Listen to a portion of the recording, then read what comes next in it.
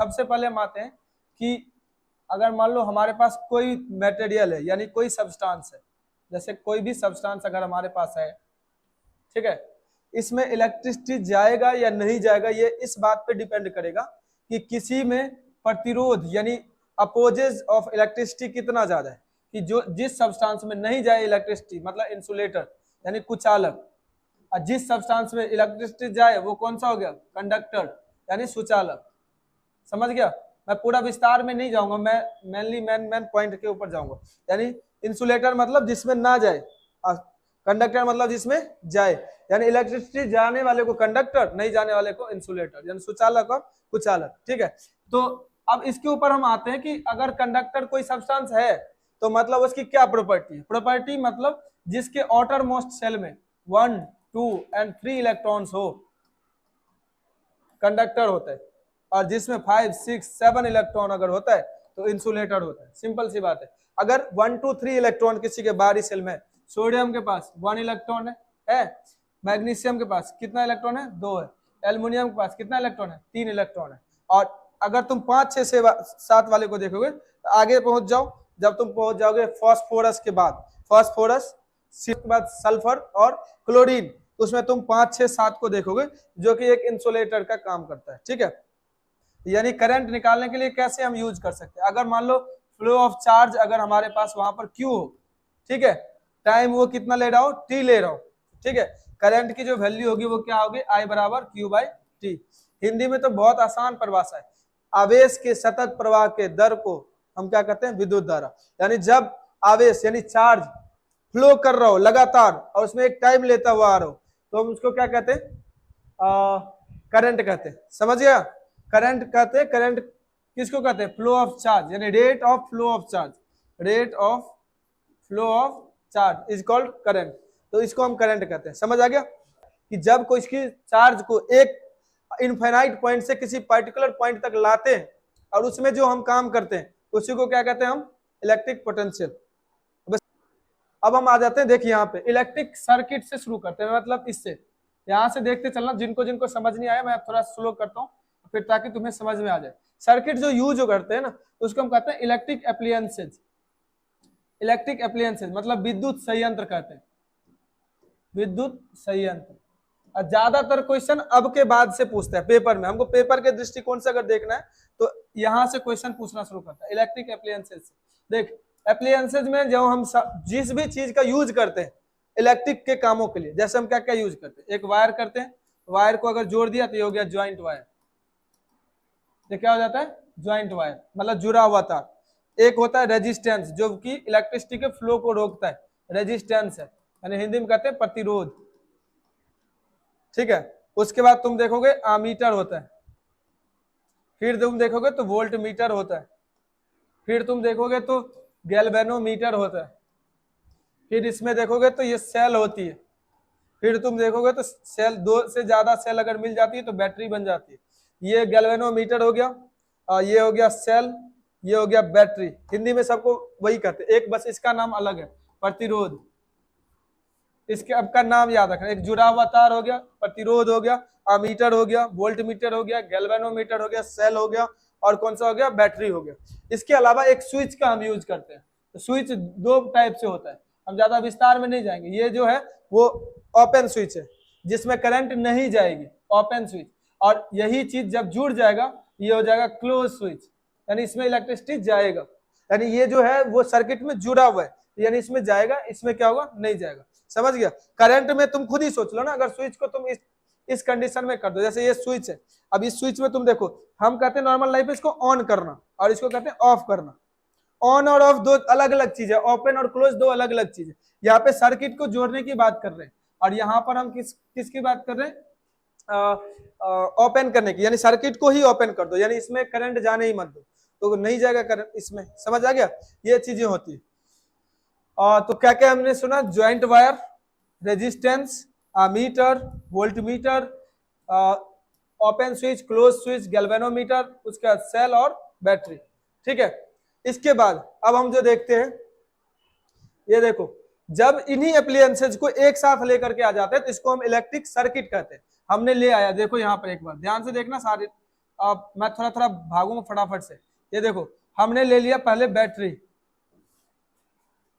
ये हो गया बैटरी, ये प्लस था ये माइनस था, ठीक है। यहाँ पे ले लिया स्विच, यहाँ पे ले लिया रेजिस्टेंस, यहाँ पे ले लिया एक बल्ब, यहाँ पे ले लिया अमीटर, समझ गया। अब वोल्ट मीटर जो लगेगी हमेशा इसके ऊपर में ही लगते हैं, ये ले लिया वोल्ट मीटर। अब देखो इसमें हमने क्या क्या लिया है, एक तो ये वाला जो दिख रहा है येलो वाला पूरा वो वायर है, वो क्या है वायर तार।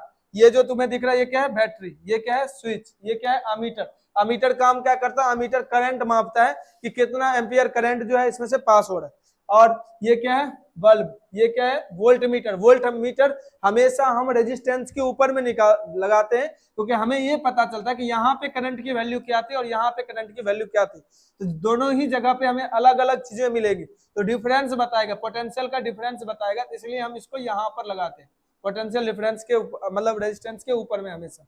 यहाँ से करंट निकलेगी आई, प्लस की ओर से निकलती है, इधर से होते हुए पूरा करंट जो होगा फिर बैक आएगी, और यहाँ पे अगर इसको जोड़ देंगे स्विच को तो करंट फिर माइनस की ओर प्रवेश कर जाएगा, तो जिसको हम क्या कहेंगे इलेक्ट्रिक सर्किट कहेंगे,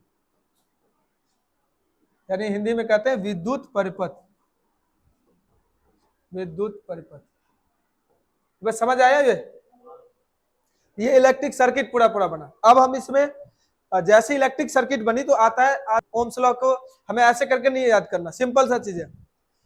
ओम्स लॉ में तुम्हें ये याद रखना है, देख इसमें क्या जा रहा है करंट है, ये क्या ये बोल ले क्या है करंट, ये आई करंट है, ठीक है, और ये आई करंट है और ये पोटेंशियल डिफरेंस है भी। तो मतलब ओम्स लॉ के अकॉर्डिंग आई जो होगा वो डायरेक्टली प्रोपोर्शनल होगा वी का एट कांस्टेंट टेम्परेचर, बस खत्म, यही करना है।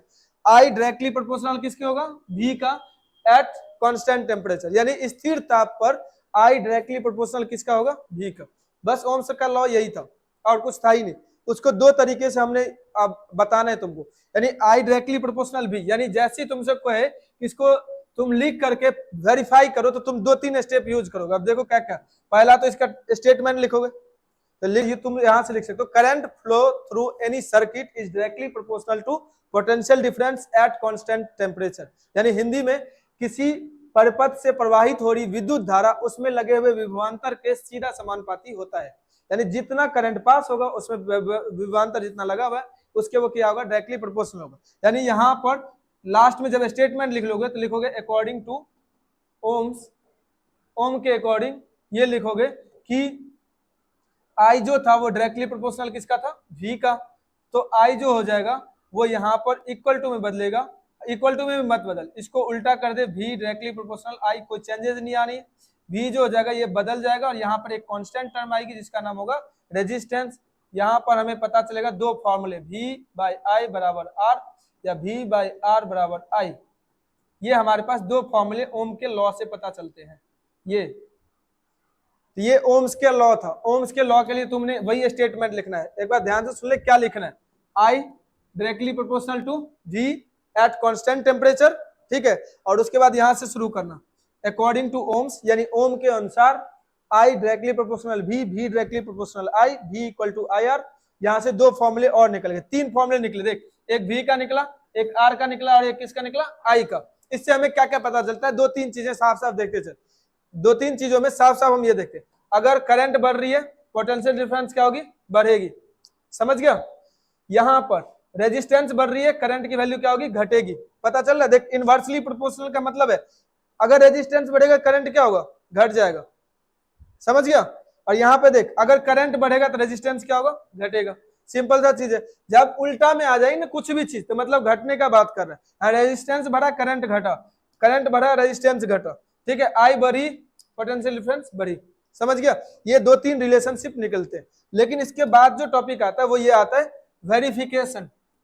वेरिफिकेशन भी था ओम्स का लॉ में, तुमसे पूछता है इस चैप्टर में वेरिफिकेशन कैसे किया ओम्स ने। ओम्स से जब दुनिया ने ये पूछा कि आप इसको वेरीफाई करके बताओ कि ये आपका लॉ सही है या गलत, तो उसके लिए उन्होंने ग्राफ के द्वारा वेरीफाई किया। तो ग्राफ जब तुम खींचोगे तो ये आ जाता है आई का और ये आ जाता है भी का, यानी हम आई भी यहां ले लेते हैं आई यहां लेते हैं। इन्होंने ये दिखाया कि जब भी और आई के ग्राफ को खींचा गया अलग अलग पॉइंट्स पे अगर V और I के ग्राफ को खींचा गया तो इसका जो ग्राफ था वो ओरिजिन से पास होते हुए नजर आए, यानी यहां से पास होते हुए इसका ग्राफ नजर आए। ओरिजिन से पास होने का मतलब क्या होता है? अगर कोई भी ग्राफ ओरिजिन से पास हो रहा है तो मतलब कि ये दोनों का रेशियो कांस्टेंट दे रहा है। सिंपल बात है, अगर इन दोनों के रेशियो को हम डिवाइड करें तो ये कांस्टेंट वैल्यू देगी। यानी अगर मान ले 5 है, यहाँ पर 5 एम्पियर करंट था और 1 वोल्ट था, 10 एम्पियर करंट था 2 वोल्ट था, 15 एम्पियर करंट था 3 वोल्ट था, 20 एम्पियर करंट था 4 वोल्ट था, 25 पे था तो 5 था। मतलब तुम सबका जब डिवाइड करोगे तो 1/5 1/5 1/5 करके आती चली जाएगी। तो यानी ये वैल्यू जो दे रहा है वो क्या दे रहा है? कांस्टेंट दे रहा है, जिससे ये प्रूफ होता है कि आर एक कांस्टेंट है और ओम्स का लॉ सही है। समझ आ गया? यानी ओम्स के लॉ को सही कैसे किया गया? इसी ग्राफ के द्वारा। ठीक है, तो हम इसमें लिखेंगे when we draw a graph for I and we get a resistance value which are constant and passes from origin, यानी जो कि ओरिजिन से मूल बिंदु से पास होते हुए नजर आती है, जिससे जिससे कि ये पता चलता है कि ये सत्य है। देखो, सोते हुए को मना लेंगे, है ना? क्यों सो रहे हो? इतने अच्छे से बता रहा हूं फिर भी सो रहे हो।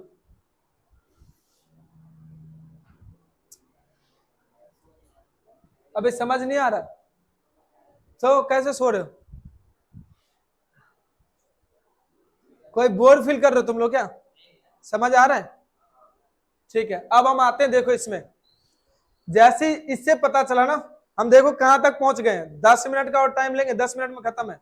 हम ओम्स के लॉ तक पहुंच गए। ओम्स के लॉ से सबसे बड़ी चीज जो आई वो ये आई कि रेजिस्टेंस, कि ये कांस्टेंट के रूप में रेजिस्टेंस कैसे ले लिए, ये बात आ गई। तो रेजिस्टेंस का मतलब ओम ने ही बताया। ओम, क्योंकि तुम जब एसआई यूनिट की बात करोगे ना रेजिस्टेंस की, तो ओम होता है। तो ओम ने पूरा जानकारी दिया रेजिस्टेंस के ऊपर। रेजिस्टेंस के बारे में यानी प्रतिरोध के बारे में ओम ने क्या कहा, इसको सुनो। प्रतिरोध के बारे में ओम ने कहा कि अगर किसी भी कंडक्टर में इलेक्ट्रिसिटी के फ्लो को कोई भी इफेक्ट करता हो, यानी रोकने का काम करता हो, तो उसको हम क्या कहेंगे? रेजिस्टेंस। अगर एक कंडक्टर है और इसमें इलेक्ट्रिसिटी के फ्लो को यही कंडक्टर रोकने का अगर काम करे तो ये इसमें ये जो है, जो भी चीज है जो इसके फ्लो को रोक रहा है, मतलब वो क्या कहलाता है? प्रतिरोध कहलाता है। ठीक है, अब तुम मान ले मिक्स अप वायर बना दिया, जैसे ये था एल्युमिनियम, यहाँ पे हमने ले लिया कॉपर, यहाँ पे ले लिया हमने सिल्वर, यहाँ पे ले लिया गोल्ड, ले लिया। तो सबकी जो रेजिस्टेंस है सबके क्या है? अलग अलग है। यानी speed of light, speed of current जो होगा वो अलग अलग तरीके से इसमें क्या होगा? फ्लो करेगा। समझ गया? यानी रेजिस्टेंस सबके क्या होंगे? अलग अलग होंगे, इन सबके रेजिस्टेंस अलग अलग होंगे। तो मतलब रेजिस्टेंस के बारे में साफ साफ एक ही लाइन में तुमको लिखना है, which is opposes the flow of current is called resistance. Resistance में हम ये कह सकते हैं कि उन्होंने भी यही कहा था, resistance is directly proportional to length of wire, resistance is inversely proportional to 1/a। दूसरी बात रेजिस्टेंस के बारे में, तीसरी बात उन्होंने कही कि रेजिस्टेंस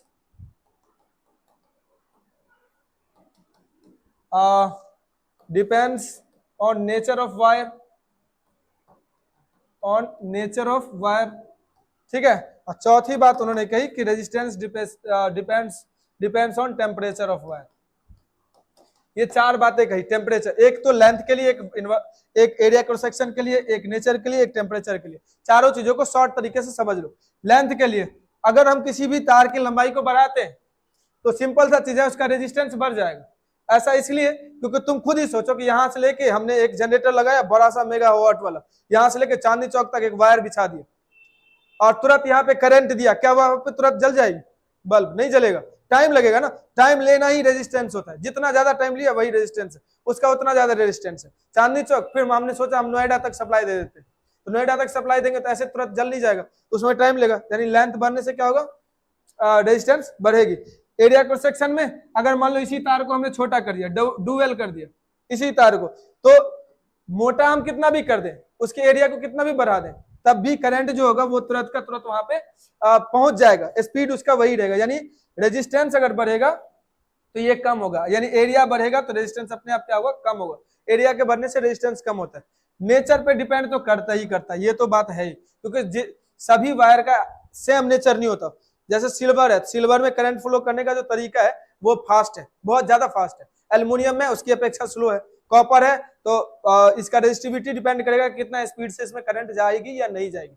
समझ आ गया। तो अलग अलग वायर का अलग अलग नेचर होता है कि किस तरह से उसमें करंट जाना है कि नहीं जाना है। रेजिस्टेंस पहला किसके ऊपर हुआ, लेंथ पे, दूसरा किस पे हुआ, मतलब मोटाई यानी एरिया क्रॉस सेक्शन पे, एरिया पे, ठीक है। तीसरा जो हुआ वो किस पे हुआ, नेचर पे। चौथा जो हुआ टेम्परेचर पे हुआ, ठीक है। अगला टॉपिक जो है वो इसमें समझ ले, एसआई यूनिट की क्या होता है, एसआई यूनिट ऑफ रेजिस्टेंस। देख रेजिस्टेंस का एसआई यूनिट क्या होता है, ओम होता है। एसआई यूनिट इसका होता है ओम। ओम चूंकि इसलिए होता है चूंकि ओम के लॉ से रेजिस्टेंस के बारे में पता चला और उसी लॉ से हमें रेजिस्टेंस के बारे में पता चला, तो उन्होंने अपने साइन अपने नेम पे ही क्या किया, इसका नाम रख दिया, मतलब ओम इसका नाम रख दिया। समझ आ गया सब लोग, इसका इसलिए ओम होता है। अब हम आते हैं इसका, जब ये चीजें आ जाती है तो रेजिस्टिविटी के ऊपर। तो रेजिस्टिविटी का सिंपल सा डेफिनेशन है, जिसको क्लियर नहीं है एक बार ध्यान से सुन लो सारे। रेजिस्टिविटी का उल्टा सीधा डेफिनेशन तुम्हें याद करने की आवश्यकता नहीं है, साफ साफ याद करना। यानी किसी वायर की वैसी कैपेसिटी जिसके कारण से कितना करंट ऑफ के फ्लो को वो रोकने का काम करता है, उसको हम रेजिस्टिविटी करते हैं। कितना रोकने का काम करेगा, सिंपल सा बात है, टेंडेंसी हो जाती है किसी भी वायर की कि वो कितना करंट को रोक रहा है, वही उसकी रेजिस्टिविटी होती है। रेजिस्टेंस से दो चीजें पता चली, एक लेंथ का और एक पता चली किसका, एरिया का। ये दो चीजें पता चली। हम जैसे ही इसमें जाएंगे फ्रॉम 1 and 2, तो 1 and 2 से हमें ये पता चल जाएगा, आर जो हो जाएगा डायरेक्टली हो जाएगा किसके, एल बाई में ए के, ये इससे हो जाएगा। अब जैसे तुमको पता है कि ये 9th क्लास में तुम लोगों को बता दिया था, एक्चुअल में जो ध्यान से पढ़ते होगे, जो पढ़ते होगे उनको ये 9th क्लास में बता दिया। कभी भी इस साइन को हटाने के लिए हम इक्वल टू में जब भी बदलते हैं तभी क्या आ जाता है, एक कांस्टेंट टर्म। जैसे ही बदलेंगे, क्योंकि रेजिस्टेंस खुद एक कांस्टेंट टर्म है, ये एक वैल्यू लेकर के आता है, ये रहो करके P और इनटू में L बाई में A आ जाता है। यहां से जब हम क्रॉस मल्टीप्लाई करते हैं तो यहाँ पे देखो क्या आता है, R इंटू ए बाई में L बराबर में रहो, इसकी वैल्यू आ जाती है रेजिस्टिविटी की। जैसे ही तुम इसका एसआई यूनिट की बात करोगे तो एसआई यूनिट ऐसे निकाला जाता है किसी भी चीज का एसआई यूनिट। तो देखो एसआई यूनिट हम निकालते हैं इस तरह से, आर का होता है रेजिस्टेंस का होता है ओम, इसका होता है मीटर स्क्वायर और इसका होता है मीटर। इसको कट कर दो तो मीटर आ जाएगा, यानी इसका जो वैल्यू आ जाएगा वो कितना आएगा, ओम मीटर। यानी इसका रहो, इसको हम जो कहते हैं यहाँ पे हम लिख देंगे वेयर एल जो हो गया लेंथ ऑफ वायर हो गया, लेंथ ऑफ वायर, और उसके बाद जो हो गया इसमें ए एरिया क्रॉस सेक्शन,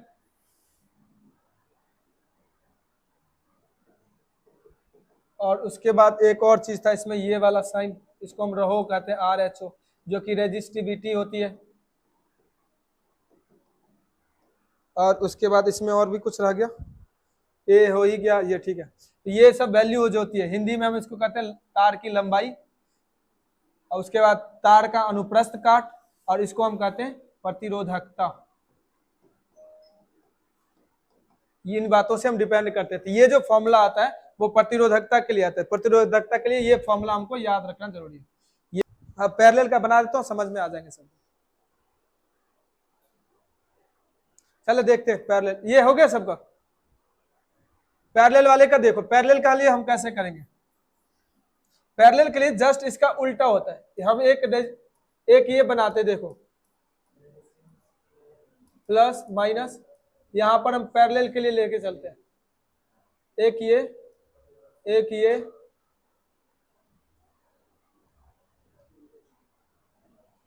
और एक ये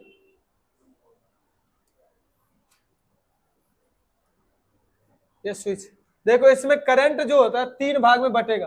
जैसे उसमें तुमने देखा ना, इसमें तुमने देखा कि वोल्ट मीटर 3 भाग में बटता है, इसमें वोल्ट मीटर ना बट करके करंट बट जाएगा यहाँ से 3 भाग में। एक तो I1 हो जाएगा, एक I2 हो जाएगा और एक I3 हो जाएगा, और इसके ऊपर में एक ही वोल्ट मीटर भी लगेगा बस, क्योंकि डिफरेंस यही से 3 निकला हुआ है, तो अलग अलग करंट यहाँ से पास होगी। ये रहा करंट I। अब तुम इसमें देखो होगा क्या, जनरली